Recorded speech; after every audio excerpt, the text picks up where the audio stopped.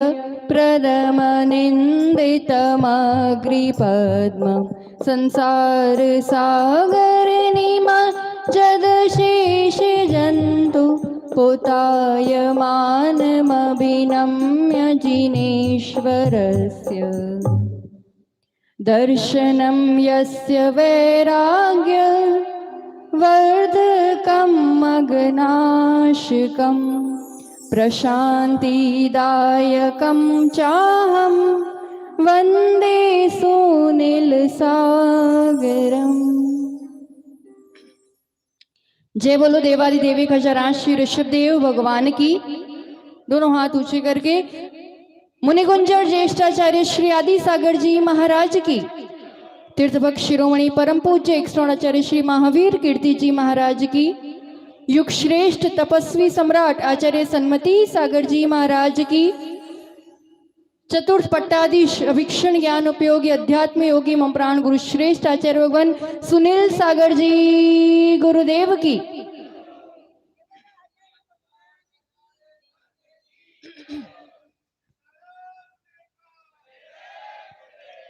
एक बार एक बालक अपनी माँ के साथ डॉक्टर के पास जाता है। छोटा सा मुंह बनाया हुआ है, तेज बुखार आ रहा है, उसे अच्छा नहीं लग रहा है।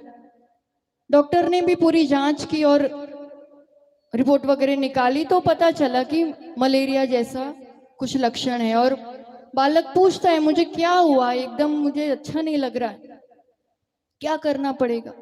डॉक्टर साहब सहजता से कहते हैं कि देखो बेटा कुछ नहीं, वो तो मच्छर ने काट लिया होगा इसलिए तुम्हें बुखार आ गया है, मलेरिया है, तुम दवाई लोगे तो ठीक हो जाएगा।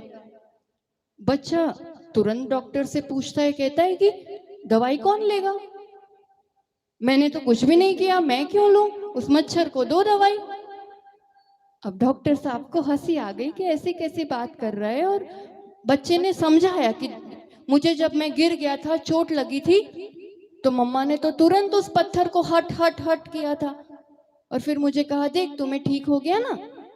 बहुत सूक्ष्म मनोविज्ञान है, धारणाएं बनती जाती है। जब कभी थोड़ा भी दुख होता है तो इसकी वजह से, और उसको ठीक करने पर फिर मेरा दर्द कम होता है।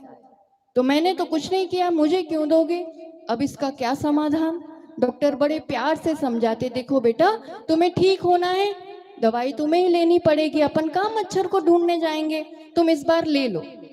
वो मान जाता है, चलो ठीक है, पर ये बताओ कि मुझे ही क्यों हुआ, हम तो बहुत सारे फ्रेंड्स गार्डन में खेलने के लिए गए थे, वो तो सब अच्छे से मजे से खेल रहे हैं, मुझे ही क्यों हुआ ऐसा।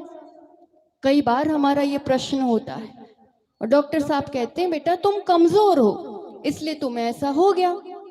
बच्चे के पास तुरंत जवाब रेडी रहता है, गजब हो आप तो, अभी तो आप कह रहे थे कि मच्छर ने काटा इसलिए हुआ, अब आप कह रहे हो कि मैं कमजोर हूं इसलिए हुआ तो हुआ क्यों, आप ही डबल डबल बात करते हो। एनीवन डॉक्टर ओवर हियर, कोई डॉक्टर है इधर, सब बिजी हैं बहुत ज्यादा, है ना। बताओ वायरस बुखार वायरस की वजह से हुआ, मलेरिया मच्छर की वजह से हुआ, कि वो खुद कमजोर है, प्रतिरोधक शक्ति इम्यूनिटी पावर कम है इसलिए हुआ। क्यों हुआ कोरोना, मूल कारण तो यही है कि उसकी अपनी जो प्रतिरोधक शक्ति है, इम्यूनिटी है, वो लो है, और फिर एक निमित्त मिल गया तो मच्छर ने उसे मैनिफेस्ट कर दिया, प्रकट कर दिया। संसारी प्राणियों की भी, बालकों की भी यही हालत है, पीड़ित है, दुखी है। और ऐसे में जिनेंद्र प्रभु की वाणी, साक्षात प्रभु हमारे लिए उस डॉक्टर का काम करते हैं, संबोधन का काम करते हैं, मार्ग प्रशस्त करते हैं। कभी विशाखा स्त्रोत्र, स्वयंभू स्त्रोत्र पढ़ा हो तो उसमें भी जिनेंद्र प्रभु को बाल वैद्य कहा गया है, चाइल्ड स्पेशलिस्ट है हम सभी संसारी प्राणियों के लिए। और अभी तो कहीं दूर जाने की जरूरत नहीं है, वीतराग विज्ञान की निरंतर प्रैक्टिस करने वाले ऐसे आध्यात्मिक डॉक्टर हम सबके मध्य विराजित है। और आचार्य भगवान सुनील सागर जी गुरुदेव, जिन्होंने लगातार अपने चिंतन से अपने चित्त को संजीवनी की तरह काम करने वाला, सही दिशा देने वाला बहुत सारा चिंतन परोसा है। और उस चिंतन के अंतर्गत आचार्यों ने जो अनेक अनेक ग्रंथों की रचना की है, उसमें आत्मद्वय शतक में बहुत सुंदर मार्मिक बात कही है। आचार्य भगवान ने लिखते हुए कहा है, आत्मभ्रांति ही रोग है, सद्दर्शन उपचार, ज्ञानी गुरु ही वैद्य है, पथ्य विवेक विचार। आत्मभ्रांति, मिथ्यात्व ही सबसे बड़ा रोग है। जब थोड़ी आकुलता बढ़ती है, इस नगर में तो बहुत ज्यादा मच्छर है कि नहीं है? बहुत ज्यादा ही है। और कहाँ नहीं है ये बताओ। इस उदाहरण से समझने की कोशिश करना, मच्छर का काटना, मच्छर मतलब आने वाली परिस्थितियां, निमित्त, कर्म, उदय, और ये तो हर जगह रहता है। अभी मच्छरदानी में बैठे हो तो पता नहीं चल रहा है, किसी प्रकार की आकुलता नहीं है, और यहाँ से थोड़ा बाहर जाओ और गाड़ी रास्ते में खराब हो जाए, जाके आपको पता चले कि आज तो काम वाली आने ही नहीं वाली है, या कुछ भी बात बन जाए, फिर बुखार आता है, थोड़ा बहुत डिस्टरबेंस होता है, थोड़ी बहुत आकुलता होती है, होती ही है। हाँ, किसी को कम, किसी को ज्यादा, उसके अपने अपने इम्यूनिटी पावर पर, उसके अपने क्षमता पर निर्भर करता है। डिजीज मतलब जहाँ ईज नहीं है, सहजता नहीं है, स्वस्थ नहीं है, उसे ही तो रोग कहते हैं। और ये डिस्टरबेंस बहुत जल्दी हो जाया करता है, और जैसे ही आकुलता बढ़ी कि तुरंत मन ढूंढना शुरू करता है, कौन से मच्छर की वजह से, यानी किसकी वजह से, इसकी वजह से, उसकी वजह से, उसकी वजह से, और वहीं का वहीं पुरुषार्थ करने जाता है। पूरे वीकेंड में घूमने चले जाते, इधर हॉलीडे को चले जाते, पिक्चर देखने चले जाते, मॉल चले जाते, क्यों क्या करते? ये पूरा हफ्ता थकान हुई है, यही एक रूटीन रहा है, तो चेंज के लिए, कि चेंज मिलता है तो अच्छा लगता है। सिर्फ मन को बहलाना जाना है हमने आज तक, मन को बदलना नहीं जाना है, मूल जड़ पे काम नहीं किया है।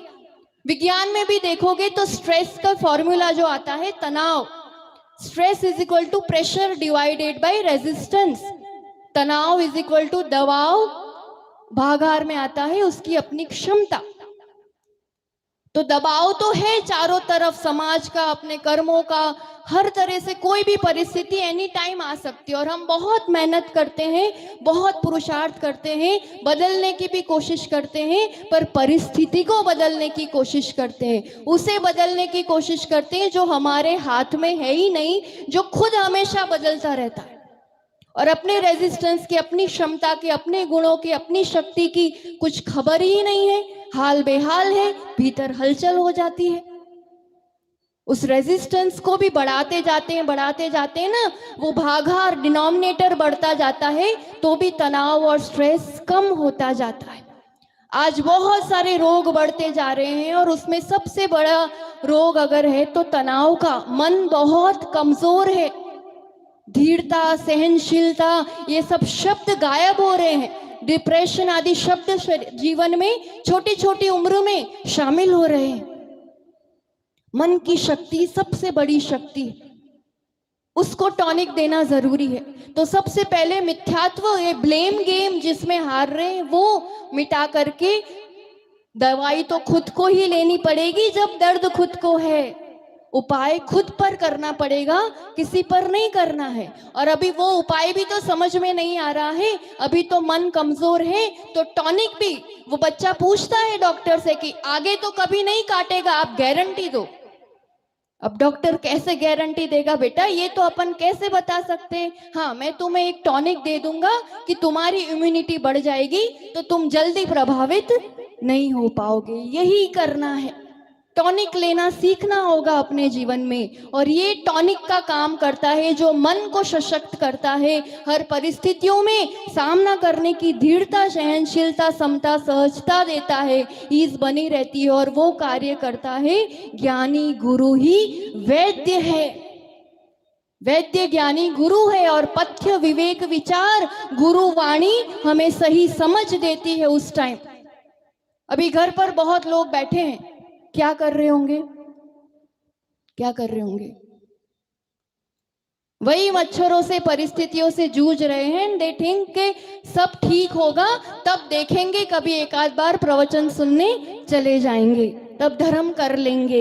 हम ये कहना चाहेंगे कि वो दिन कभी नहीं आता है। हाँ, इतना जरूर है कि आप गुरुवाणी सुनना प्रारंभ कर दो, आप धर्म करना प्रारंभ कर दो, तो सब अपने आप ठीक होना प्रारंभ हो ही जाएगा, ये निश्चित बात।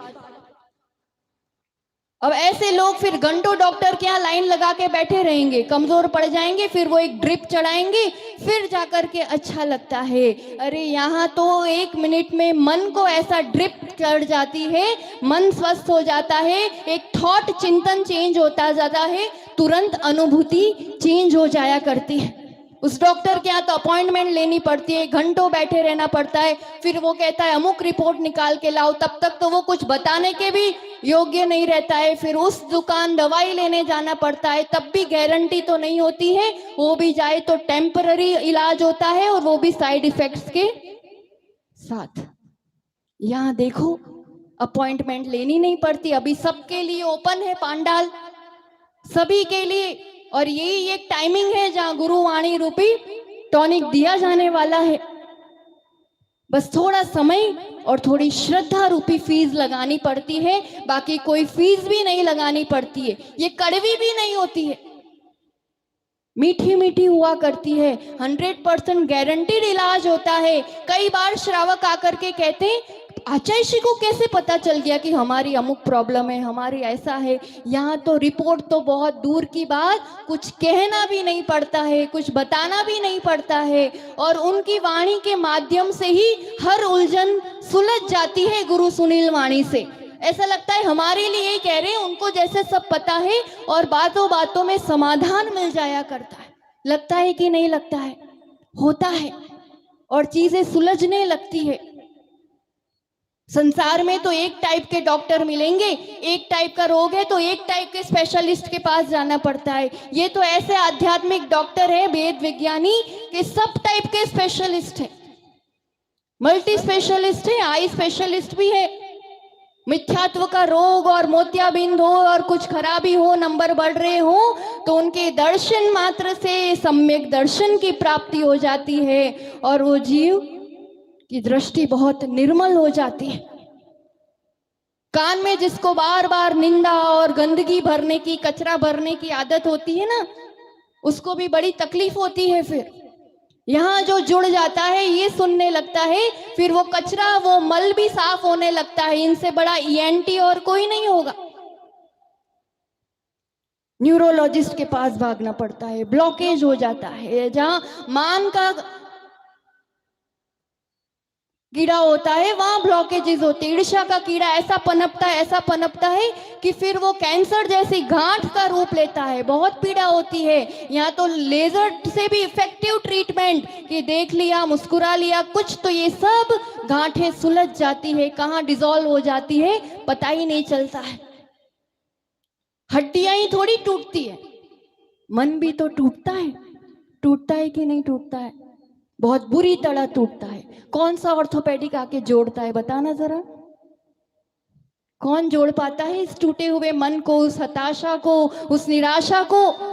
आत्महत्या तक करने को पहुंच जाते हैं। तपस्वी सम्राट, भेद विज्ञानी, आध्यात्मिक महापुरुष जहां खुद की साधना साधते थे, उनके चरणों में कोई पहुंच जाए।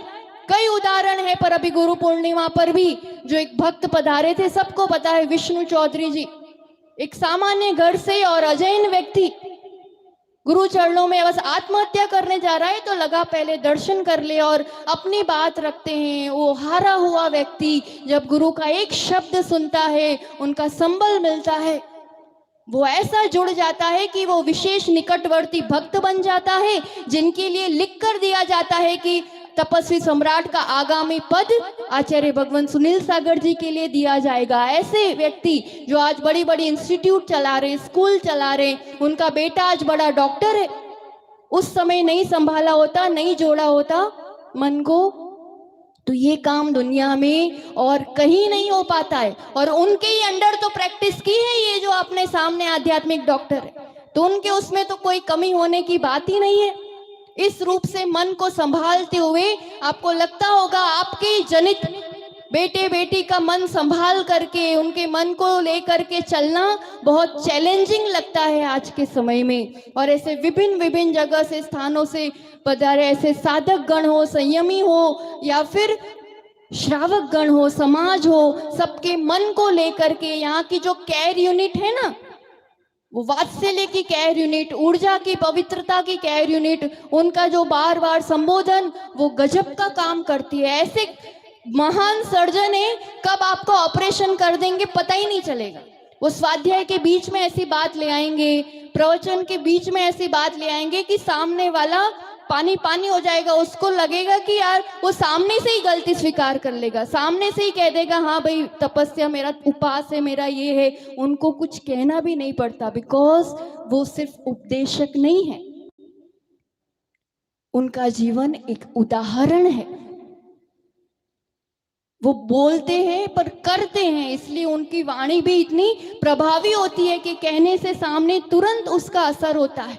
याद रखना, when there is no hope, then pick up this rope and you cope up from all problems of your life.